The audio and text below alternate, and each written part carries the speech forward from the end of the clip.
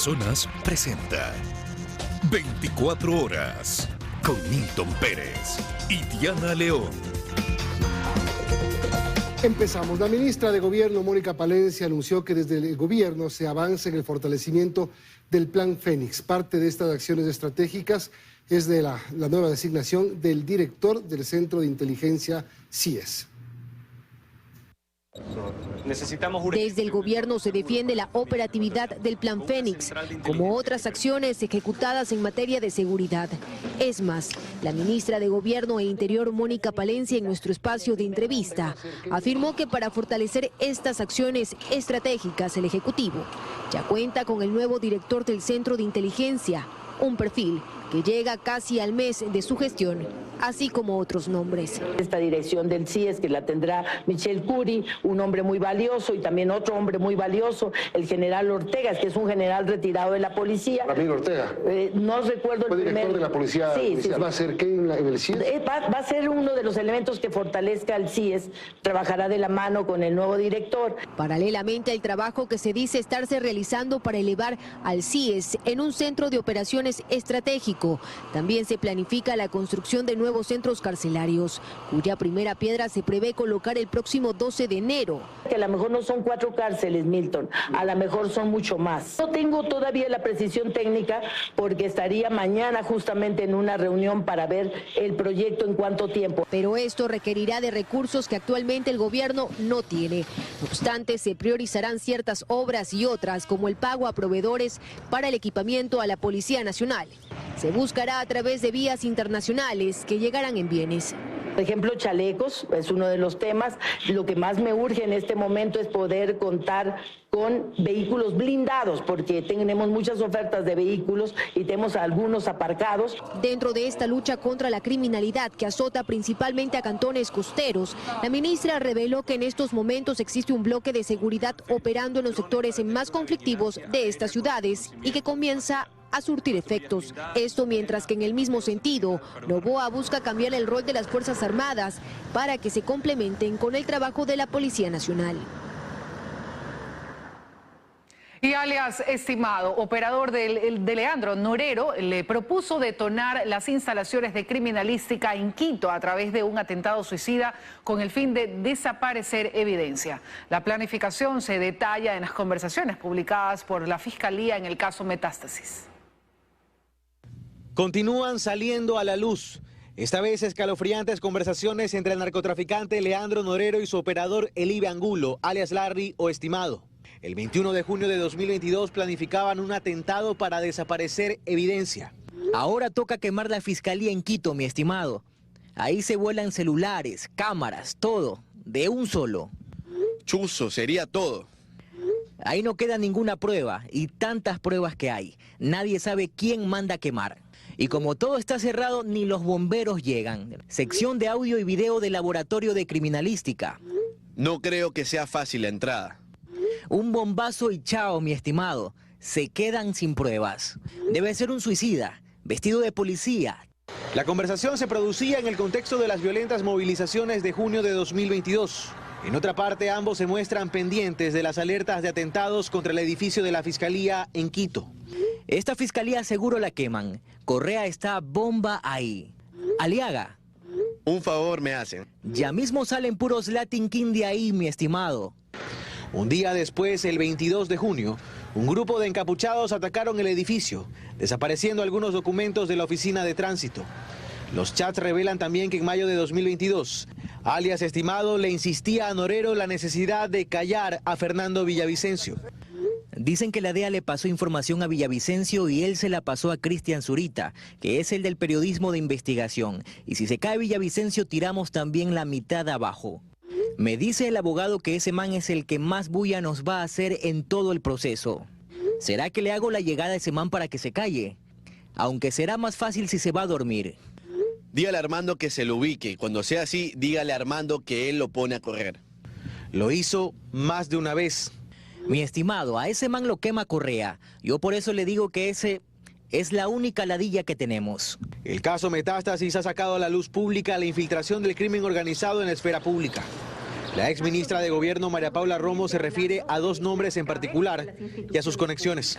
En los chats se habla de Russo, Ronnie Aliaga, quien llegó a presidir en algunas ocasiones la Asamblea Nacional del Ecuador, estuvo en el CAL. En los chats se habla de Mayra Salazar, quien fue asesora del Consejo de Administración Legislativa. Mayra Salazar era gerente de una de las empresas de Daniel Salcedo. En los chats también conversan sobre atentar contra un periodista de Manabí, de un tal Agustín y contratos de obra pública, e incluso de la relación entre alias El Patrón y una reina de belleza de Los Ríos que participó en el Miss Ecuador 2022. Hoy en la mañana el juez de la Corte Nacional de Justicia, Byron Guillén, mencionado en los chats del caso Metástasis, llegó a la Fiscalía para rendir versión libre y voluntaria. Dice que no tiene ninguna participación en actos de corrupción. Bueno, se han tomado mi nombre, yo no le conozco al señor que me menciona en esas conversaciones. Entiendo que es el señor Eliber Angulo, que la Fiscalía lo ha denominado alias mi estimado, o alias Larry. No he tenido ninguna amistad, no es mi amigo, no le conozco, no me preocupa absolutamente nada. Vengo aquí justamente a esclarecer los hechos ante la Fiscalía General del Estado. No vengo en calidad de sospechoso y estoy dispuesto a colaborar. No tengo ningún problema en que la Fiscalía investigue, que me llame las veces que sea necesario. No tengo nada que ver con el caso, señor. Yo no le conozco al señor. El fiscal Wilson Toainga solicita prisión preventiva para el expresidente del Consejo de la Judicatura, Wilman Terán, y el vocal Javier Muñoz por el delito de obstrucción a la justicia. El juez se ha retirado a deliberar y dará a conocer su resolución este jueves a las 11 de la mañana.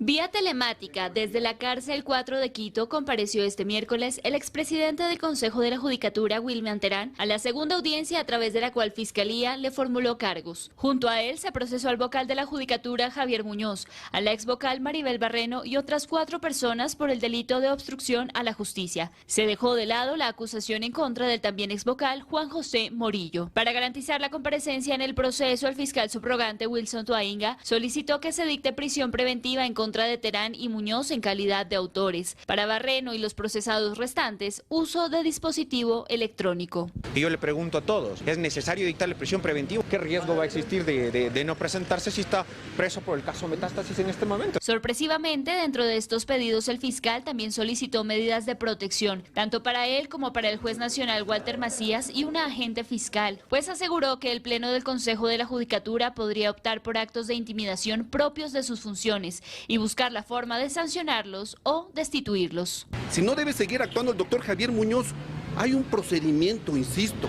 De acuerdo a la teoría fiscal, el delito de obstrucción a la justicia se configuró a raíz de la investigación previa que se realizó en 2022 en contra de los entonces vocales del Consejo de la Judicatura, Maribel Barreno y Juan José Morillo, pues la causa recayó en el juez nacional Walter Macías y días antes de que se realizara la audiencia de formulación de cargos, se recusó al juez para finalmente destituirlo en el Pleno del Consejo de la Judicatura con solo 2 votos a favor el 11 de mayo de este año. ¿Qué pasa aquí? Simplemente a Fiscalía no le gustó que pueda conocer otro juez. ¿La causa a cuál se refiere? Nunca dejó de conocer un juez. Tras 5 horas de audiencia, el juez nacional Luis Rivera se retiró a deliberar. Su resolución se conocerá este jueves a las 11 horas.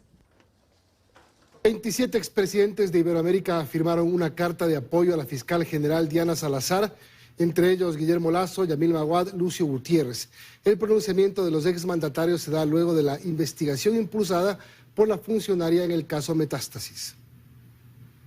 Metástasis es el caso de corrupción que causó conmoción no solo a nivel nacional, sino también internacional, pues 27 expresidentes y exjefes de gobierno de la Iniciativa Democrática de España y las Américas, IDEA, mostraron su respaldo a las investigaciones lideradas por la fiscal general del Estado, Diana Salazar. El título exacto de la carta señala Declaración sobre las investigaciones al narcotráfico y su penetración institucional en el Ecuador. El texto señala que la reciente revelación de investigación liderada por la fiscal general del Estado, doctora Diana Salazar, que mostraría la presencia de un entramado criminal que vincula al crimen del narcotráfico con altas esferas de la administración de justicia en dicho país. Expresamos nuestro más enérgico respaldo a la valiente labor del equipo que lleva adelante las investigaciones de la mencionada fiscal. Entre los expresidentes que firmaron la carta está Lucio Gutiérrez. Lo más lógico es que apoyemos a la persona, en este caso la fiscal general del Estado, que está luchando contra la delincuencia organizada, que ha develado lo que era un secreto a voces. Marcelo Fernández de Córdoba es ex canciller del Ecuador y él explica que si bien estas firmas han mostrado respaldo a la funcionaria, aún hay mucho por hacer.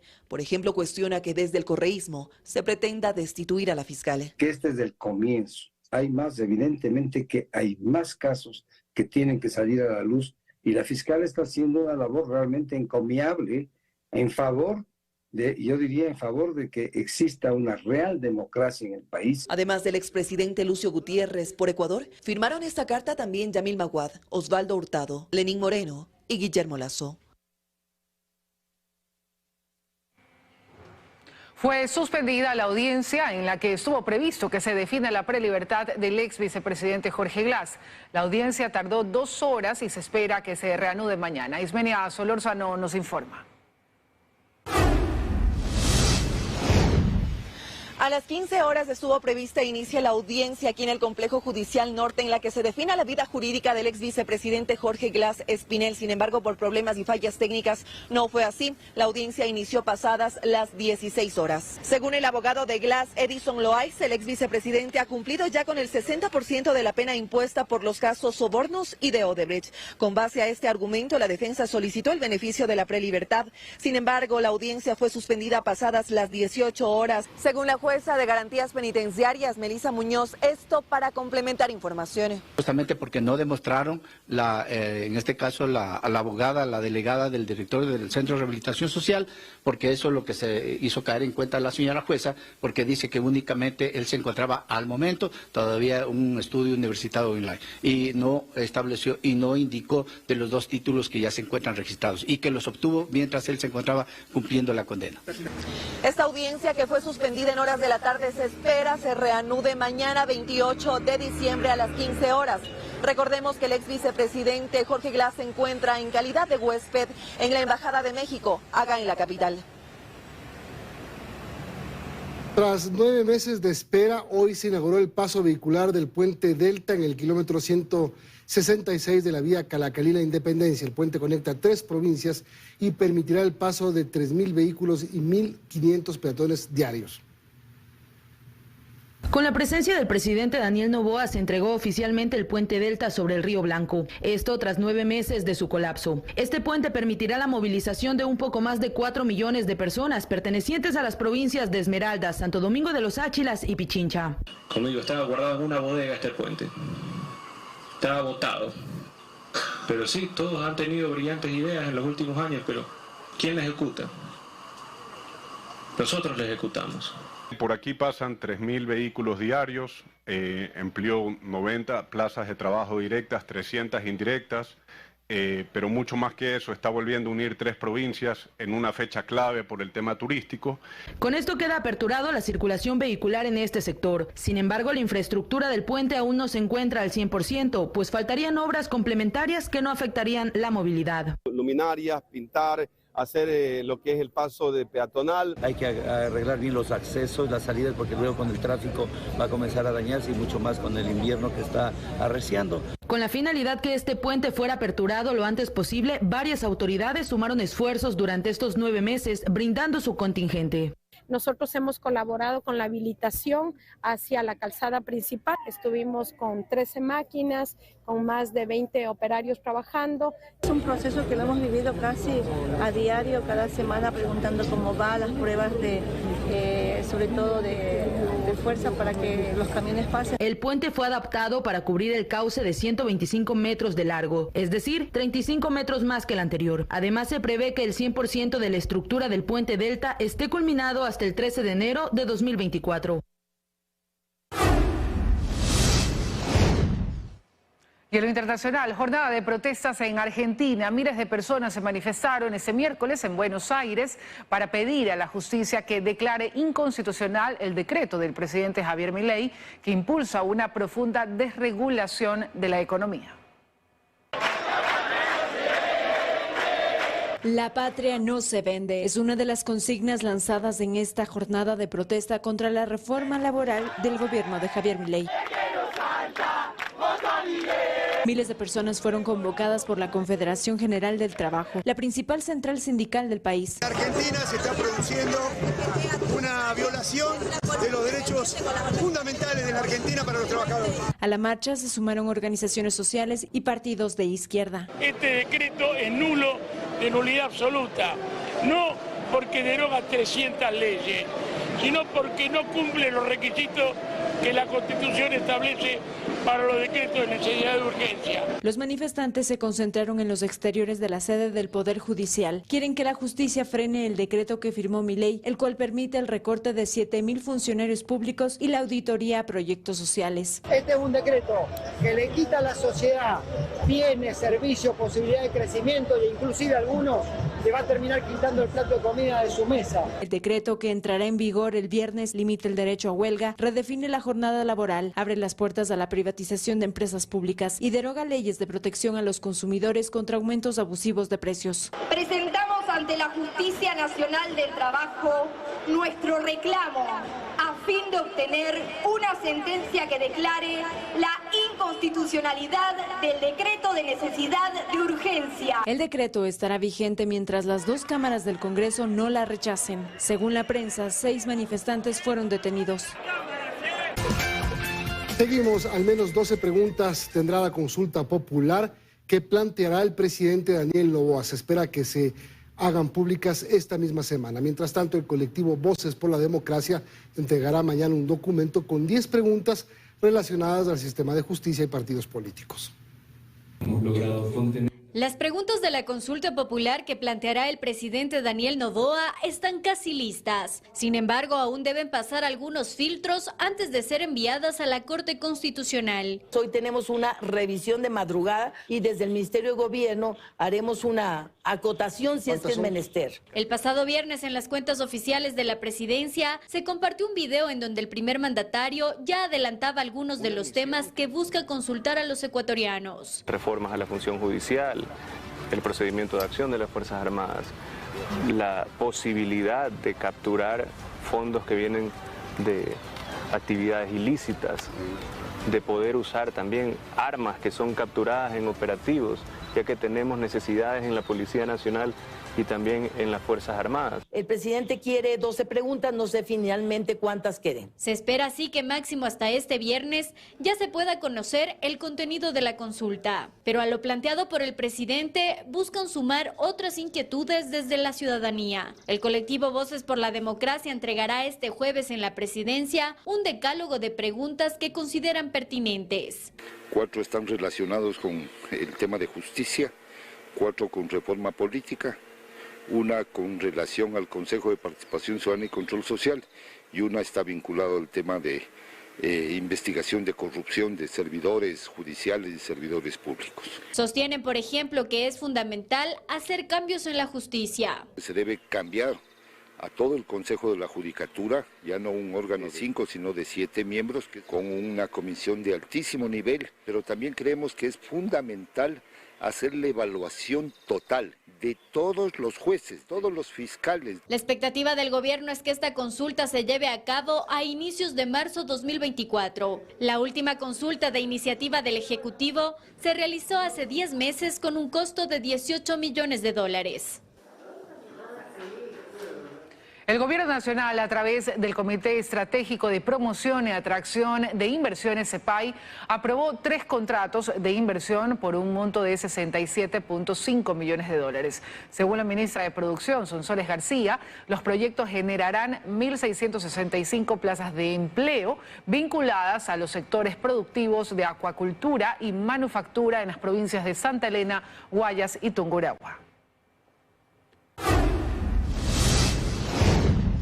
De manera histórica, la atención en los consulados de Ecuador en los Estados Unidos se ha intensificado con la llegada de miles de ecuatorianos en medio de la crisis migratoria de este 2023. Autoridades compartieron datos estadísticos que revelan cómo niños abandonados en la frontera están ahí. Vamos a Nueva York. Alcibiades Onofre está con nosotros para informarnos. Alcibiades, buenas noches. Buenas noches, y antes de que finalice este 2023, las autoridades ecuatorianas en Estados Unidos han dicho que prácticamente Italia y España fueron desplazados como uno de los principales polos de migración para los ecuatorianos. Estados Unidos se ha convertido en ese punto principal al que miles de compatriotas esperan llegar en medio de esta crisis migratoria envuelta de la inseguridad y también de la mala economía en que se encuentra el país. Aquí los detalles en el siguiente reportaje. Esta es la sala de espera del consulado ecuatoriano en Nueva York. Todos los días tiene un lleno total debido a que los nuevos migrantes que no tienen documentos llegan a solicitar la identificación consular, que les permite realizar diversos trámites y hasta inscribir a sus hijos en escuelas. Muchas veces llegan compatriotas que no tienen cédula, no tienen pasaporte. Nosotros les admitimos una foto de la cédula. No necesita una cita previa y se le entrega de inmediato. Llegar por la frontera e ilesos para ciertos es suerte, pero a otros les ha costado la vida. El consulado de Nueva York dice que al menos en 2023, 12 ecuatorianos que estaban desaparecidos fueron localizados. Tenemos compatriotas que han sido secuestrados en Guatemala, en México. Los niños abandonados o que cruzan solos a Estados Unidos suman 321 en las estadísticas. El consulado ha estado brindando su colaboración para que estos menores puedan encontrar una persona que le dé su auspicio, se llama así, sponsor. Con la crisis migratoria también se ha incrementado la atención consular en Nueva York, el nuevo polo de la migración para ecuatorianos. En 2023 se emitieron más de 30.000 pasaportes. Pero las cifras nos están demostrando que la gestión de los consulados en Nueva York y Nueva Jersey superan con creces ahora la actividad de nuestros consulados en España. Así como llegan, hay otros que no se acostumbran a las difíciles condiciones de la migración y deciden retornar por voluntad propia. Es el caso de esta familia, que al igual que casi 350 ecuatorianos en 2023, solicitaron pasaportes de emergencia para salir de los Estados Unidos. ¿Qué fue lo que más te dificultó para ti? La soledad de mis hijas, el abandono a mis hijas. Que tenían que, le cuento así, no, que mi hija, ya la señora donde vivía, como ella vino pequeñita, le decía mamá a la señora, al esposo, papá, o sea, todo eso no, o sea, y yo les iba a perder a mis hijas de aquí, no ese ritmo de vida que tenían en Ecuador, o sea, no. La diferencia en este caso es que esta familia regresa a emprender con el fruto de este sacrificio. Hay situaciones de personas que se han suicidado en los albergues por justamente no encontrar trabajo, estabilidad, fuentes de ingreso, incluso para cubrir las deudas que adquieren en el Ecuador. Según las autoridades en Nueva York, alrededor de 19.000 ecuatorianos se encuentran albergados en los diferentes refugios para inmigrantes. Pero las cosas no son tan sencillas cuando los tiempos de estadía cada vez más son menos. Hasta aquí con nuestro informe desde los Estados Unidos. Continuamos con más en 24 horas. Buenas noches, Alcibiades. Gracias por la información. Y después del cierre en cruces fronterizos promovido por el gobierno de Estados Unidos y los repuntes en el flujo migratorio, una delegación enviada por el presidente Joe Biden arribó al Palacio Nacional de México para discutir el tema con el mandatario Andrés Manuel López Obrador. A pocas cuadras del Palacio Nacional de México, donde una alta delegación estadounidense se reunía con el presidente de México, los migrantes se quedaron en un refugio improvisado en una iglesia, reuniendo fuerzas antes de continuar hacia el norte. David Peña, sus 2 hijas y su esposa embarazada esperaban llegar a Estados Unidos antes de que naciera el niño en aproximadamente un mes. Yo pienso que deberían hacer un canal humanitario, pero como te vuelvo a decir, con un filtro que ya por lo menos te dejen. Quizás desde la frontera, desde Guatemala, que ya vengas con tu registro. La migrante ecuatoriana Giovanna Santillán, de 30 años, viaja con sus 3 hijas y su marido. Hablan de la migración, que si uno se va así, sin cita, puede haber problemas, peligros en el tren. Entonces, arriesgarse con niños es semejante cosa difícil, ¿no? En los últimos días ha estado durmiendo en una de las docenas de tiendas de campaña donde cientos de indocumentados han sido hacinados bajo láminas de plástico en el frío estacional mientras espera su cita.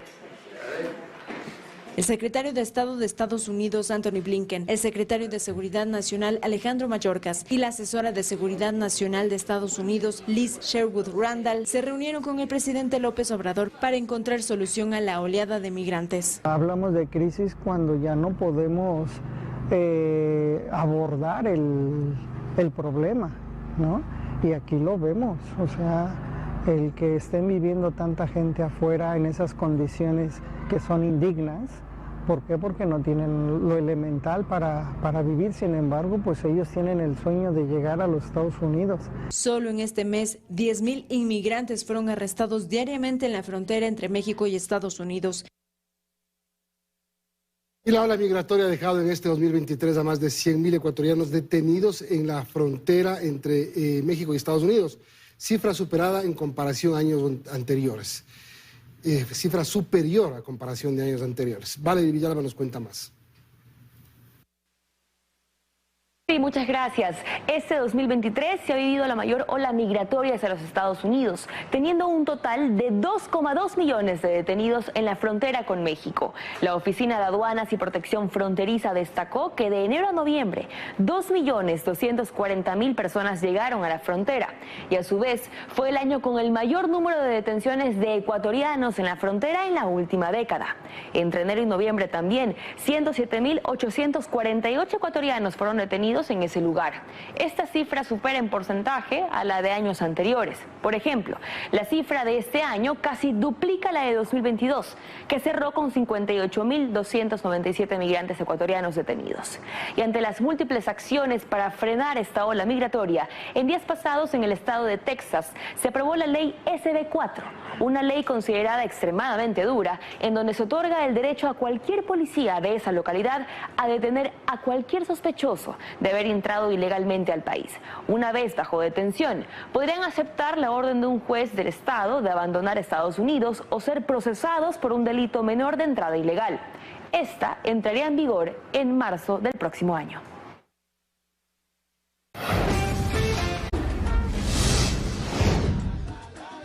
Y el movimiento comercial continúa, faltando ya 4 días para fin de año. En Guayaquil los centros comerciales extienden sus horarios de atención y ahora hacemos contacto con Bernarda Ceballos, quien está en el norte de la ciudad. Te escuchamos, Bernarda, cuéntanos. Compañeros, ¿qué tal? Muy buenas noches. Así es, los centros comerciales han optado por cerrar hasta 1 hora más tarde a la habitual. Es importante también mencionarles que la seguridad se ha reforzado para estas fechas, como es fin de año. De igual forma, a esta hora de la noche ustedes pueden observar en sus pantallas que de a poco continúan arribando los ciudadanos que buscan sus prendas para esta festividad que ya se aproxima. Hay descuentos que van desde el 30 hasta el 70% en los centros comerciales de la ciudad. Y en donde también hay ofertas es en la bahía de Guayaquil. 24 horas se realizó la mañana de este miércoles un recorrido por este punto comercial de la urbe. Les tenemos preparado a continuación el siguiente reportaje, veamos. El color dorado predomina en las perchas de ropa de la bahía de Guayaquil.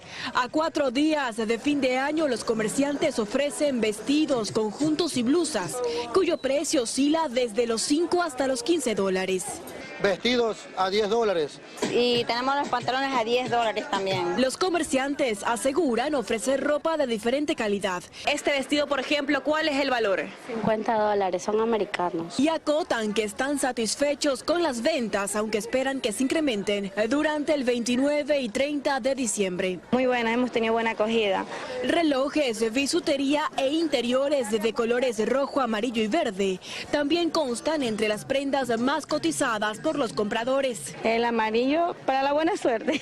¿Y el rojo para el amor? Para el amor, sí. En la bahía de Guayaquil, en estos puestos de belleza improvisados, también se ofrecen servicios de depilación, diseño de cejas y pestañas. La depilación $1, la pigmentación es 5 y las pestañas es 5.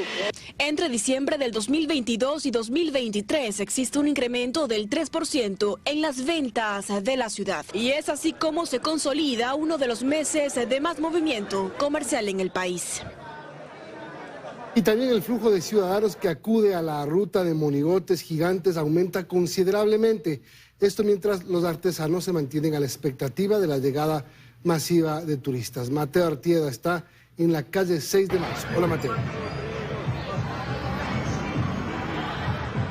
¿Qué tal, amigos de 24 horas? Buenas noches. Nos encontramos en las calles 6 de marzo y Capitán Nájera, en donde, como pueden observar, hay bastante gente comprando el monigote para poder quemarlo este domingo 31 de diciembre. Y hablando de monigotes, más temprano estuvimos en el suburbio de Guayaquil para observar los monigotes gigantes.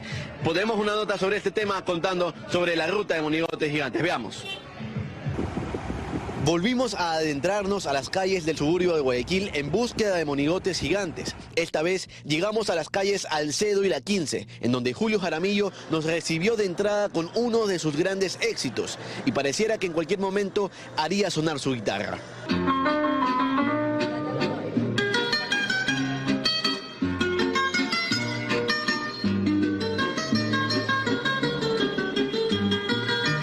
Doña Gabriela, esposa del artesano que elaboró este monigote, nos contó que no fue una tarea sencilla replicar la figura del Ruiseñor de América. Lo tuvieron en mente ya hace tiempo, es algo llamativo para las personas adultas. Más adelante, sobre el lado de Alcedo, se encontraba el Batimóvil en una escala casi que real.